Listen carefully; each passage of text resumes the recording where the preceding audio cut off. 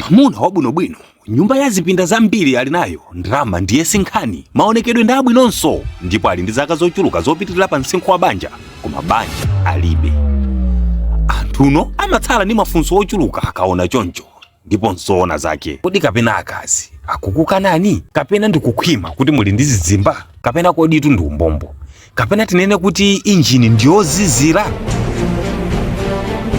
Awa ndi ena mwa mafunso omwe anthu amakhala nawo akaona munthu wabwinobwino.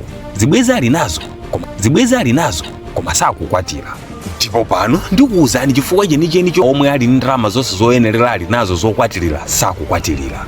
Zoona aditu zonse zoyenerera anyamata akukwatira ali nazo, ndipo nzokwanira bwinobwino, koma vuto lalikulu limene lagona mwa anyamatawa ndi chisankho. Chinyamata chikamakoma, achinyamata amapanga zinthu zotatamidwe maka pa nkhani ya masankhidwe a mkazi wa banja. Asakhale wakhungu lokuda kwambiri, asakhale dundu, komanso to asaonde, akhale ndi figa yosililika ndi aliyense, akhale oti sanaberekepo, akhale ophunzira ndipo akhale pa ntchito, akhale ndi mtima wabwino ndipo akhale ndi background yodziwika bwino. Chidule akufuna mkazi uja amati self contained, atamike. Zomwe mwa akazi 100 ndi mkazi mmodzi yekha angapezeke ndizo sezi. Mulungu polenga munthu anasiyanisa zinthuzi. Apezeka mkazi ndi wokuda kwambiri koma khalidwe ali nalo labwino, ndi ophunzira koma muli mwano wa nnyo, ali ndi ndalama koma ali ndi ana atatu kale, alibe figa yabwino koma ndi okongola nkhope yake.